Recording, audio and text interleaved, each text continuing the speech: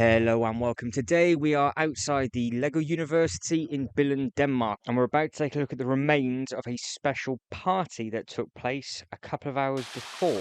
Now, we had heard all day that there was some massive celebration party going on for staff members only somewhere in Billund. I sat beside somebody on the plane and they said that they're coming back for this party. I had no idea what it was. I actually thought it was inside the university. And then when I went to go through passport control, a very kind lady said, "Oh, yeah, there's a big party going on," but they was not 100% sure where it was. Came to check in to the Legoland Holiday Village right at the end of the day after filming a full day's worth of stuff at the Legoland Park, and to get told that it's somewhere between the university or potentially it is outside the Lego house. So you can see Mr. Lego King there having a quick look at all the bits and pieces that they were using, and I just walked through all the remaining tents. So like I said, this is now reopen to the public, so they had moved all of the gates and everything away, and they were cleaning crews in, just hoovering up all the bricks and everything, and then they were in the process of taking all the tents down. So we will have a quick look around the actual university exterior itself. It has changed a massive amount with regards to the plantation and things. I think it's going to look absolutely stunning in the summer when it's all grown up and through. And we actually then do find some park maps of bits and pieces that they had. So there was actually boards and everything up showing where everybody was supposed to be walking around. So I'm really, really glad that we made the decision just to come down. It is getting on a little bit during later on in the day, because over in Billund sometimes it's really, really bright still until 11 o'clock at night. So when it's a really clear day, the days do tend to last really, really long. So used it to our advantage. Just happened to come down. It was just lucky dip of it just happened to be outside the university. Because like I said, we got told they weren't sure if it was going to be outside the Lego house, inside the Lego house. They might be getting confused with the Lego Con. But from what I can gather, every single one of these white tents is a completely different building activity. So you've got plenty of different bits and pieces if you were there. Obviously, if you were there, actually, please do let everybody know. I would love to know what you guys think. But you can see it's now all open. It's almost like you've got like a track where you can go around the outside.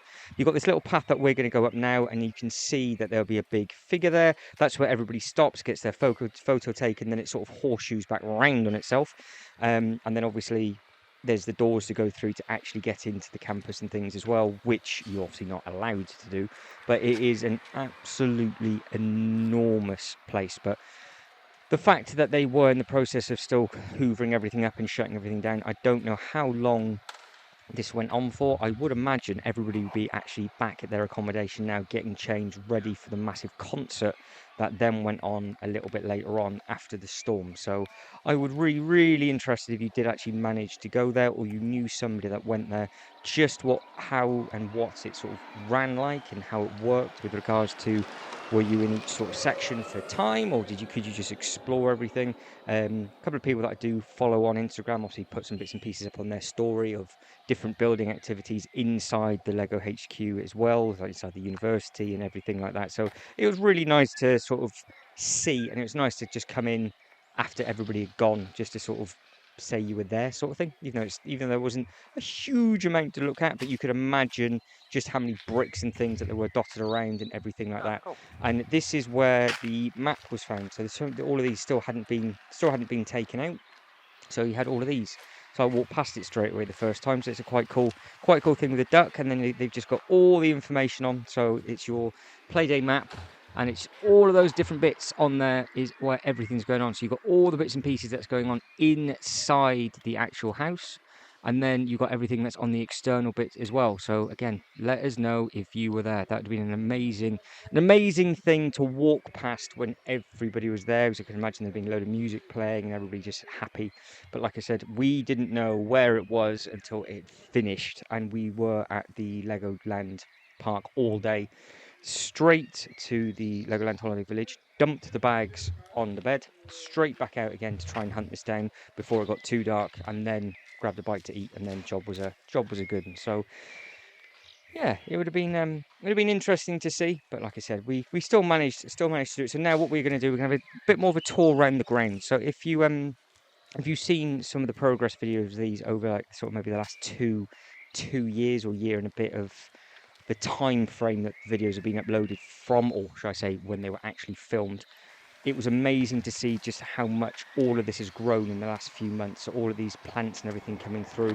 It's very, very pretty just walking from the road. And you can see that you could have gone left, you can go right, you can come round. You've got all these different places and places where you can sit down. They've got all the markers and everything around. And everybody comes up, takes a photo of the big Lego guy, and then obviously comes back out again. So it'd be a very interesting place to work. Now those houses in the background, if you've done the more to explore video, that is where we actually came out from the following day, and we actually still saw one or two of the tents still up with a load of teams and crews just taking down the rest of the white tents. So it's they weren't up there very long.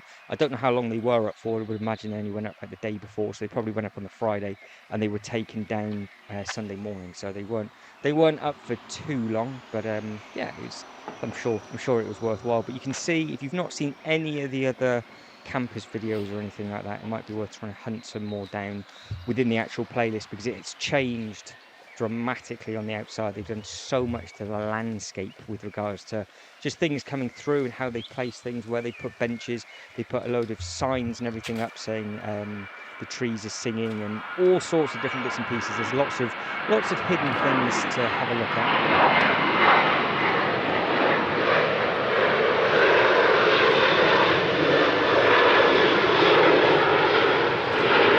And that is one of the last planes kicking out before the airport shuts. So I'm sure we've got to be gone 9 o'clock now. I'm sure of it, because you do tend to lose track of time when you continuously film. I'm trying to rejig my memory to actually what time it was. But you can see that this is probably the next thing that they're going to be looking to attack. All of this to the left hand side. Now I was quite amazed actually, because all the way here in behind there's lots of bits and pieces going on in there.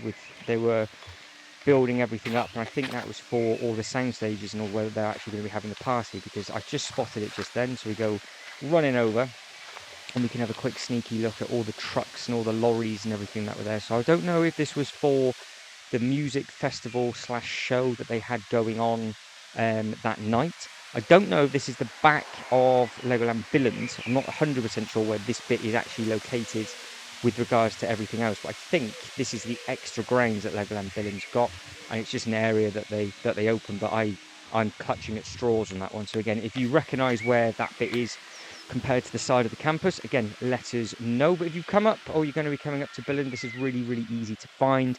It's just down in a straight line from the actual Lego Hotel and the Lego Castle Hotel as well.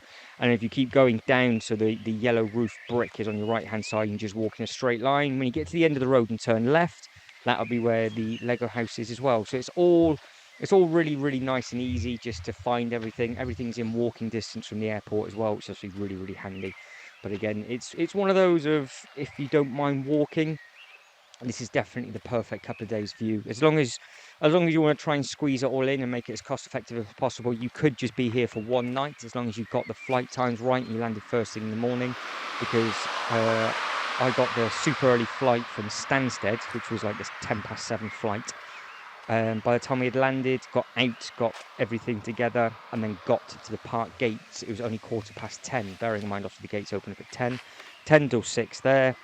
Go out, check into the accommodation, do the little bit of exploring in the evening, make a couple of videos, and then the following day you've got all day then to do whatever it is that you want to do, and then come back home. So you could easily do it in the weekend. So that was somebody just cutting some bits and pieces back. That wasn't another plane. And you can see, just coming back on ourselves now, we will actually walk back through the tents and everything a different way. I'm just trying to catch all the different colours that they've got at the front, because it's quite hard to see them. But you've got a lot of blues, reds, purples. Now this is the Playday map. This was one of them, which I think this was just blowing around, so I managed to find that. So that's obviously the map that everybody got given. And now we are going to walk back through the other way. It is a little bit jumpy because it is on the wrong camera and everything is running out. So I just wanted to try and get through before it dies. Like I said, right at the end of the day, it was just grab whatever was charged and just make the most of it. So that's why it's a little bit choppy. But you can hear all the noise and everything in the background. That's people with pump trucks and everything just pulling bits and pieces out, moving tables and chairs there. In the distance you can actually hear people hoovering up. So that noise is a hoover or a vacuum cleaner, getting up all the bricks off the grass. You can hear them all being sucked up. But guys, I am starting to run out of time. Hopefully you found this random little tour useful with regards to just finding where it is rather than anything else. But if you were there on the day of the party, please do let everybody know in the comments below. Let us know how you found it and everything else. But guys, as always, if you can like and subscribe and all that good stuff, that'd be absolutely fantastic. But thanks very much for watching. You guys take care and I'll catch you in the next one. Ta-da.